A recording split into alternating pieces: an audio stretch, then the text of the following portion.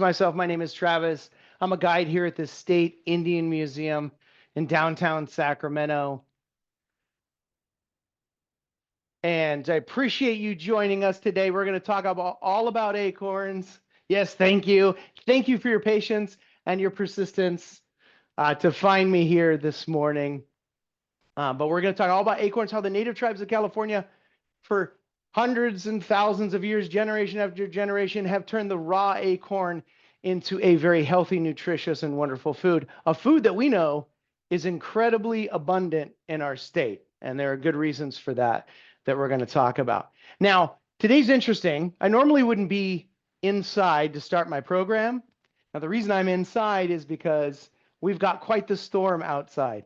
But I thought, what the heck? Let's brave the storm. Let's go outside.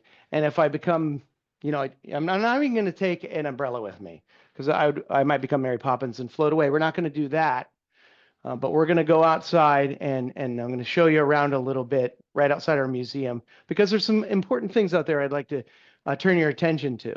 But before we do that, I'm going to share my screen with you because I want to give you all an idea, give you some geographic context of where we're located if you are not from this area. So the blue dot is, of course, me. Let's zoom on back.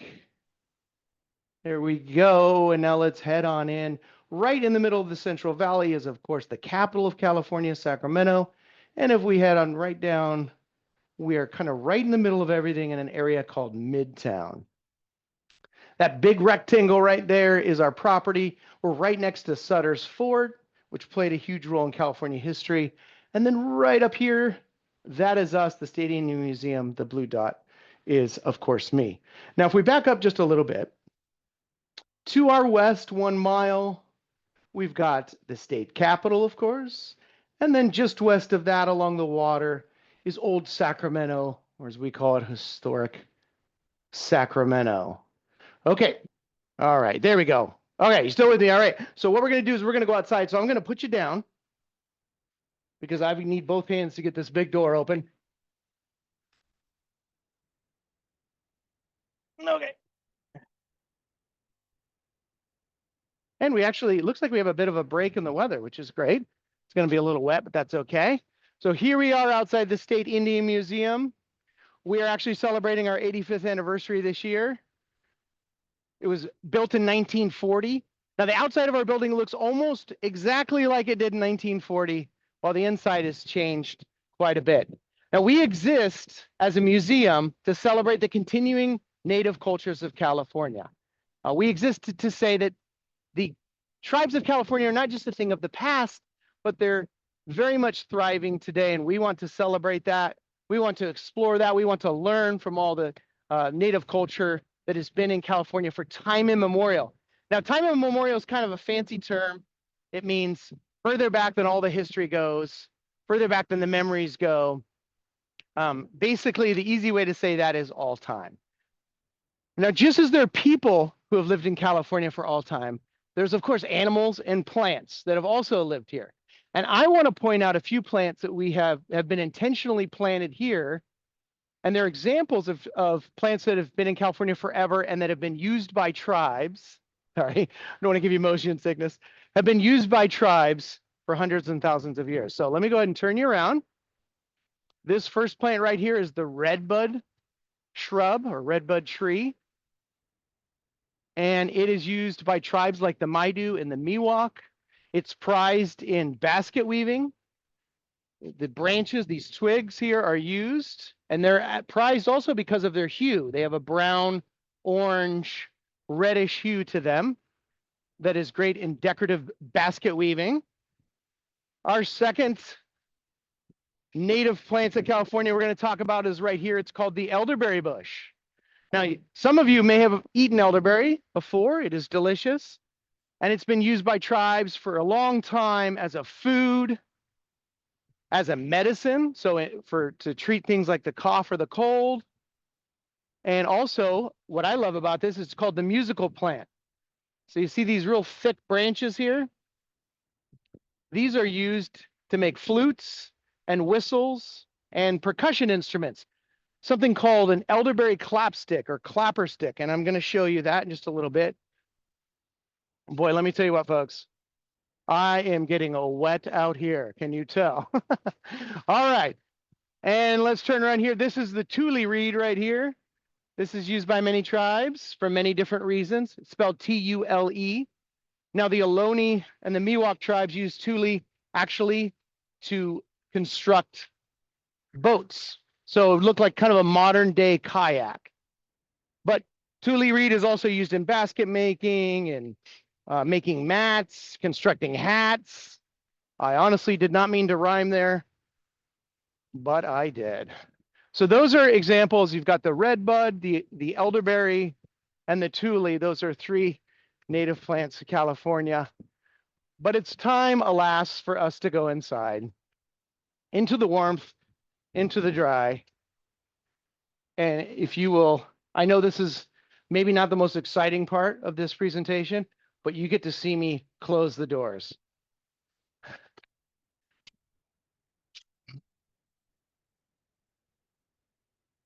There we go. How's that? Did I do well? Okay. So we're going to head on inside the museum here, and we're actually going to go to our back corner, which is our Uti exhibit. Uti is the Maidu word for acorn. And let's talk about the process. I mentioned the three tribes that are from the greater Sacramento region, the Maidu, the Miwok, and the Nisenan. But we're actually, those are three tribes amongst many in California. And let me set you up really quickly, and let me explain more in detail what I mean by many. Now here, I'm going to show you several pictures. I hope they show up very clear for you. But each of these colors right here represent a different tribe in California, different languages, different cultures, different traditions, different ceremonies. And what you see here is about 85 or 90.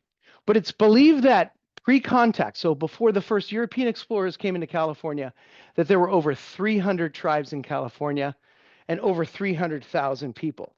Now, those tribes lived fairly consistently over generation after generation, hundreds and thousands of years. And then there were two eras of profound change. You could say profound destruction as well. And I wanted to briefly touch on those. The first one happened in the 1700s, and it was the Spanish mission era. Now, the Spanish came in and they built about 21 missions up and down the California coast, mostly in Southern California and into Central California. And for the tribes that lived close to these missions, life could be very difficult, as they were often forced into work. They often experienced violence and also contracted diseases brought by the Spanish that they were not used to. And again, this was a profoundly destructive period. That's the first one. The second period I want to talk about is the American period. Now, that, of course, started, well, there was Americans coming in before the gold rush, but it really, the large amount of Americans came in after gold was discovered in 1848. Hundreds of thousands of people from all over the world and Americans from all over the US headed west out to California to try to find gold and find their fortune. And in the process, this was very difficult for the tribes who are already here, who had their lands taken away. They experienced a lot of violence at the hands of the settlers, and they also experienced new diseases that were coming in and devastating the populations. And so it would be a different story if it stopped there. But the tribes survived those periods through incredible resilience. And today, did you know that we have the largest native population of any state in the United States? We have over 750,000 Californians that have native heritage. Now, that makes me proud to be a Californian. It's about 2% of our population, which is great. Now, it also means that we have populations whose ancestors have lived here forever, and wisdom about what it means to live here in a healthy and good and living good and healthy and productive lives. And so that's part of the reason why we're going to talk about this. We're going to talk about acorns and how acorns became such an important food and such a good and healthy food for the tribes. We can also learn things, and this is actually something the state of California is learning right now. if you can see that. This is a control, it's called a controlled burning. There's different names for it, traditional burning or cultural burning. And that's where tribes traditionally would take a plot of land and burn it in a way that it was controlled and wouldn't become out of control, because once fire gets to a certain temperature, it can truly become destructive, as we all know in California. But fire can also be, in a controlled setting, very regenerative, very rejuvenating for the soil. And there's plants and animal species that actually rely on fire to come through in their amongst their life cycle. Um, Not only that, but fire clears out an area. And let me explain. We have a lot of trees in California, and those trees drop dead limbs off all of the time, and the areas get full of dead wood. And controlled burnings actually burn up that dead wood, which not only makes everything beautiful, look beautiful, but it also prevents fires from getting too large, from getting out of control. So that is an example. In fact, did you know that when the first European explorers came into California, they looked around and they said, wow, this place is amazing. This place is beautiful. It's like a garden. In fact, they wrote letters back home, sent it, to other parts of the US and overseas to Europe, and they said, you wouldn't believe how beautiful this place is. And it looks like a garden. And they were right. California, what would later be known as California, did look like a garden. What they didn't understand is how it got to be that way, how it got to look that way. And part of the reason it looked that way is because of the strategy, the time, the effort, the hard work that the tribes put in to make it look that way. For example, we know that acorns come from oak trees. And what the tribes figured out over a long period of time is how to keep those oak trees at peak health. And how do you do that? You learn how to prune it. You learn how to cut off the dead limbs. You learn how to keep invasive species that might be a threat to the tree away from it. And we have the results of that today. We have the fruits of that today, right? We've got a lineage of amazing oak trees, all different kinds. We have about 20 different kinds of oak trees in our state, and we've got millions of them. And if you've been outside in the last 2 months, they're producing a lot of acorns this year. I would say about 3 weeks ago or a month was the peak of the acorns dropping out of the trees, but we certainly have a lot right now. In fact, every year we've got millions of acorns that go unused, that are on the ground. But as I always tell students, you can't just walk by an acorn and pop it in your mouth and eat it. Why is that? And that's because a raw acorn has what's called a tannic acid inside of it, a little bit of poison. And students ask me all the time, if I eat an acorn, will it kill me? No, one acorn won't kill you. What it will do is it will upset your stomach, and it will not be pleasant. Please don't do it. This is not me advising you to do that. It's me advising you not to do that. But they're incredibly nutritious. And healthy. They're packed full of calcium, potassium, vitamin B, all sorts of good stuff. And they actually led to the native tribes of California living abnormally long lives. Do you know the average lifespan and I find this amazing, the average lifespan for a Caucasian male, European male, Anglo male in the 1840s was about 40 years old, 39 to 40 years old. That's kind of wild. Medicine has advanced so much in a short period of time. We're now living longer lives. Back then, 39, 40 years old was the average. The tribes are living longer lives. Why? Well, in part because of their healthy lifestyle, which was the foundation in so many ways of that healthy lifestyle was the acorn. So these are just some of the ways that we can learn from the tribes today, because that's what our museum is all about. In fact, that's why we call everything in here cultural items and not artifacts. Artifacts is kind of a word we use for ancient things. When I hear that word, I think ancient Egypt, right? Ancient Egyptian artifacts. But that's why we call everything here cultural items, because a lot of these items are still being used today in ceremonies and traditions across different tribes all across the state. Okay, are we ready to talk acorns? Let's do it. Now, the acorn, of course, is what I mentioned is a staple food, meaning it's kind of a food that's in all the recipes, or most of the recipes that come from a culture. And we have a lot of staple foods that we eat today, like things like rice and potatoes and corn and wheat. just as they're staple foods for us. So the acorn is a staple food for native cultures. And they, of course, come from oak trees. Now, this is an example of the kind of oak tree that we have in our area. This is a valley oak. But if you remember, I mentioned that there's 20 different kinds of oak trees across the state. So depending on where you live, you have a different kind of oak tree. And they got a bunch of different names like the tan oak and the blue oak and the coast live oak, the interior oak that goes on and on. In fact, there's 600 oak trees across the world, 20 in California. Now, each of these oak trees produce a different kind of acorn, different shapes, different sizes, different colors.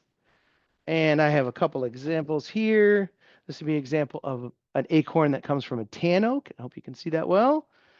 And then we've got kind of acorn that comes from the trees that grow mostly in the Central Valley and are all around here, us here in Sacramento. This is the Valley Oak, and you should recognize that if you are from this area. All right, so let's go through the process step by step. Step one in the process is the tribes at a certain time of year, late spring, early summer, will gather around the oak trees and they'll sing traditional and ceremonial songs over that tree. Those songs are meant to bring health and life and production so that these trees can keep producing the millions of acorns that they do. That's the first step. The next step is to gather all the acorns that have already fallen down out of the tree into piles and push them off to the side. Why do they do that? They do that because it is the first acorns always go to the animals. So just as there's people who've eaten acorns for all time here in California, there are animals that have as well. You've got deer, you've got birds, you've got squirrels, you've got chipmunks. In fact, we have 2 squirrels that live in the backyard. In fact, every time I go back there, they kind of squirrel away from me. Pardon the pun. However, the other day I was in the backyard there and I saw a squirrel actually grab an acorn and he ran up into the tree and he started eating it. And I was lucky enough, these are the kind of things I get excited about, but I actually got a video of this squirrel eating the acorn. I was curious if you wanted to see the same video, if you wanted to see the video. I know, you can't answer me. It's rhetorical. Of course you want to see the video of the squirrel eating the acorn. So give me 1 second here. Well, we're going to brave sharing my screen again here.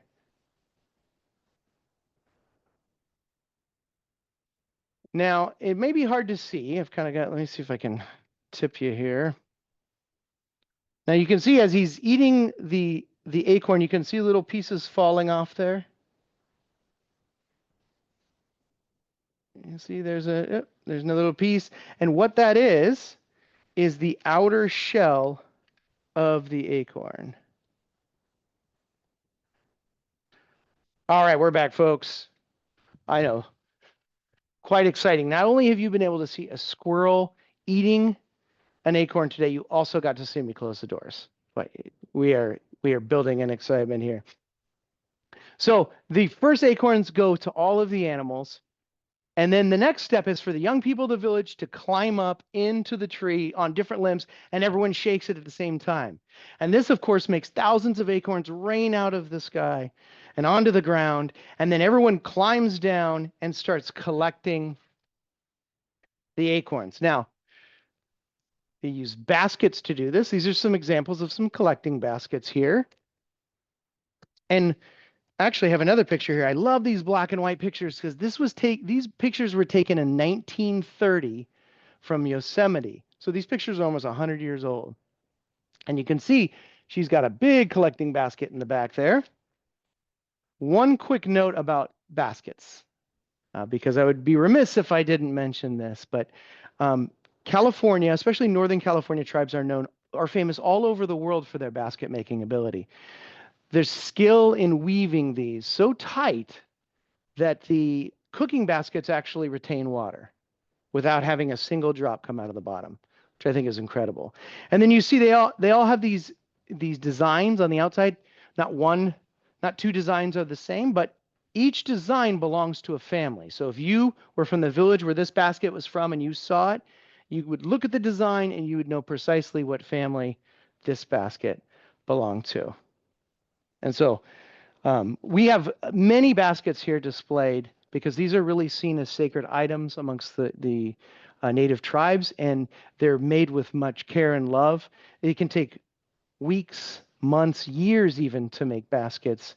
They'd be put to the side, another one can be worked on, and then they'll come back to it later, and then they end up very beautiful in their construction. So that's a little bit about California native basketry. And right, back to our process. So we've collected all of the acorns into the basket. Now it's time to take them back to the village and store them in what's called storage silos or storage granaries.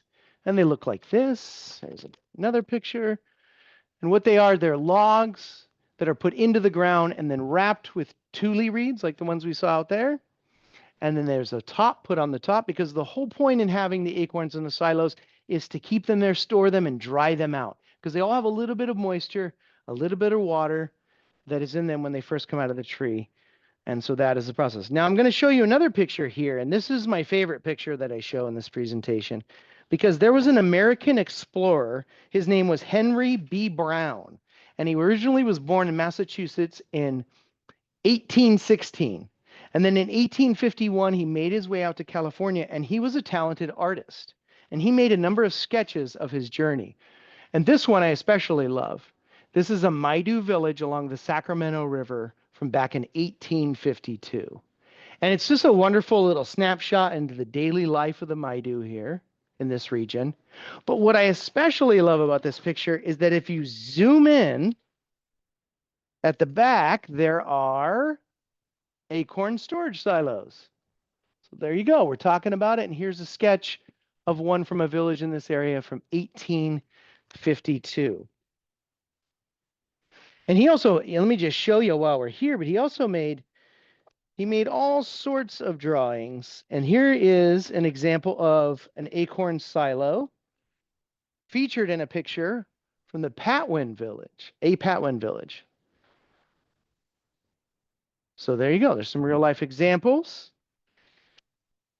Now, once the acorns are stored long enough, now it's time. The next step is to gather as many as you need for a meal. So the women of the tribe would go into the silos, get as many acorns as was needed. And now it's time to hit them with a rock and de-shell them to get that outer shell off. Kind of like what we saw the squirrel outside doing. And there's some picture of all the shells together. And then once they're de-shelled, you have the inner acorn nut. And now it's time to break that down into small pieces and then grind them up. And that is done in what's called a mortar. And with a rock, the grinding rock is called the pestle. Now, a mortar and a pestle is not unique to California. In fact, it is something that's been a part of pretty much every culture since the beginning of time. And it's got a bunch of different names. So the Japanese call it sutabachi. The Spanish call it molcajete. Forgive me if I'm butchering this. The French call it pilon et mortier. Pilon et mortier. I know I probably didn't say that correctly. So again, sorry about that. But this is a mortar and a pestle. Now, this is a portable one. Traditionally, though, most of the time, it would be used in holes that are in the ground. And so if you're a Californian, you maybe have been to Chauncey State Park, where they've got a wonderful example of a large in-ground Indian grinding rock. Or you may have seen one on a hike, and you see mortar holes in the ground. Well, you're looking at something that has been happening in our state for all time, which is the production of acorns. So once the acorn nut is put into the mortar, it is broken down into small pieces and then ground up by the pestle until it becomes a flour. And here's some example of some acorn flour. Now, once it is ground up, though, not all the pieces are going to be the same size. So the next step is to put all of it on what's called a winnowing tray or a sifting tray. The acorn flour is put on top and it's bounced up and down like this. And here's a picture of that in action from our backyard. And what that does is it separates all of the big chunks out from the little chunks. And then the big chunks are put back into the mortar and ground up some more until they're small. And then they're all uniform. They're all the same size, very small flour. And now it's time to take that very small flour and dump it into a basket. However, you can see this basket's got lots of nooks and crannies in it, and some of that flour is going to get stuck in there. So what they do is they use a brush. This is called a soap root brush. It comes from the ground, of course, from the soap root, and the soap root has hairs that grow out of it. They cut the hairs off, bundle them together, make a brush, and then that is what's used to get that acorn flour off of there. But as you can imagine, there's still going to be little flecks that are stuck in these little nooks and crannies. And so the idea that was come up for that is this. And you might recognize this. This is an oak gall. They come from oak trees just as acorns do, and they fall down around the same time of year. In fact, you probably have seen a lot of these on the ground as well. But what the tribes figured out is that while they're still fresh, and while the galls are fresh, they're actually squishy and spongy, you can put a stick in them, and the gall will actually, as it dries, will grow around the stick. And then you have a hammer. And this hammer is used to tap the back of the winnowing tray, the sifting tray, to knock out all those little flecks of acorn. And we actually made this hammer, this oak gall hammer, on site here about 3 weeks ago from one of our oak trees. Now, once all of the acorn flour is collected, now it's probably the most important part of the process called the leaching process. Now, the leaching process, you know what I think we should do? I think we should brave the elements. I think we should go outside one more time. What do you think? Okay, because the reason why I want to go out is we actually have a leaching mound here, and I'd rather you see it in person to get an idea. Welcome to our backyard. And we'll move right over here. Now, this might be a little tricky, but we're going to try. Here we go. Here you go, folks. This is our leaching mound. Now, it is a dirt, kind of like a dirt mountain almost of sand or dirt. And then a little hole is made in the top here, like almost like a volcano. Now, this is where the acorn flour goes. But you know you can't just put acorn flour on dirt, right? It's gonna mix with the dirt. So traditionally, tribes would put a big leaf on here, like a grape leaf. Or today, they'll put like a thin piece of fabric over it. And then the acorn flour goes in that little hole there, and then water is poured over it. And this process can take several hours. But every time that water goes through the acorn flour, it grabs a little bit of that tannic acid every time, and it absorbs it back into the earth, back into the ground. And you might be wondering, well, how do the tribes figure out how long to pour water over it? Like how long do you need to do that? Well, the answer to that is by taste, because tannic acid naturally has a bitter taste to it. But as the water goes through it, give me 1 second here. But as the water goes through it and rinses it out, it actually becomes sweeter and sweeter and becomes more sweet. And that's when they know that the tannic acid's gone. Now it's time to eat. And there's 2 ways to cook up acorn. Number one, you can, if you can imagine if you put a bunch of water over flour, it's going to become like dough, right? So one, you can take that dough and you can shape it into almost like a pancake or tortilla. It's called an acorn cake. And what they do is they put it on a flat rock, which is over a fire, and it cooks it up.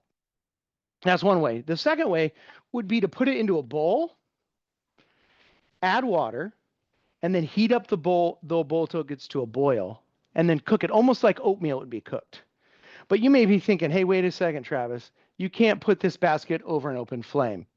You're correct. You can't, because it would burn the basket. So the strategy then is to take river rocks about this size, put them into a fire until they get red hot, and then they grab those rocks out of the fire. Well, they don't grab with their hands because that would be very painful. What they do is they use sticks, kind of like big chopsticks, big thick chopsticks. Let me see if I can find, here we go. And they'll grab the rock out of the fire, they'll bring it over, and they'll quickly put it into just clear water. And the reason why it's put into clear water is to clean off the rock, right? But it has to be done quick because you don't want the rock to cool down. So real quick, rinse it off, and then it's put into the basket with the acorn mush. But once it's in the basket, it can't stay still. Why can't it stay still? Because if it does, it might burn a hole in the bottom of the basket.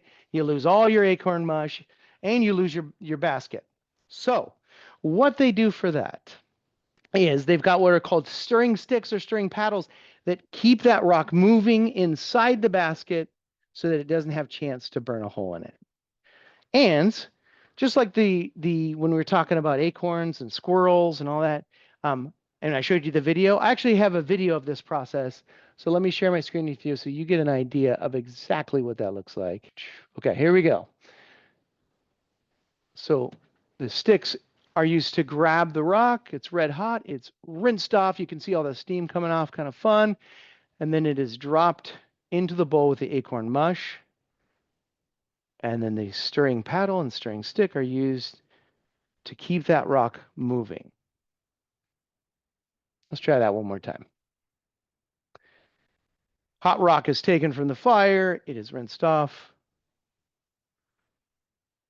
and dropped in.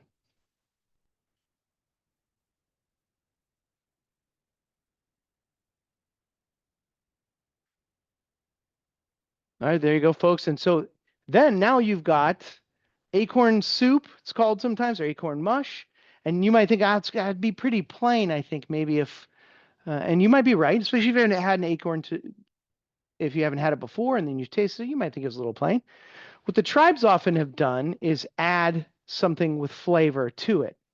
Well, often like oatmeal. We add a bunch of things to oatmeal to give it flavor as well. So traditionally, the tribes that add things like meat, deer or elk, or even fish like salmon would be added to it, or berries. And we actually have could be like a sweet thing to add to it, just like we do with oatmeal, like I said. These are different kinds of berries found way at the tip top of California, the most northern part. It's called the Siskiyou tribe, and they have all kinds of berries, including this one down here. And this brings us full circle because that is the elderberry. That comes from the bush, just like we saw out by the water out there, and adds a delicious flavor to make the acorn soup, which is a really brilliant idea by the California tribes forever to use acorns because, again, they are naturally produced by one of our most abundant trees across the state, the oak tree. And I also wanted to bring up those elderberries is because I wanted to show you this. This is an elderberry clapstick. So this is made from the branch, like I showed you right outside. It's hollowed out, and it is split about 2/3 down the side, and it's used as a percussion instrument.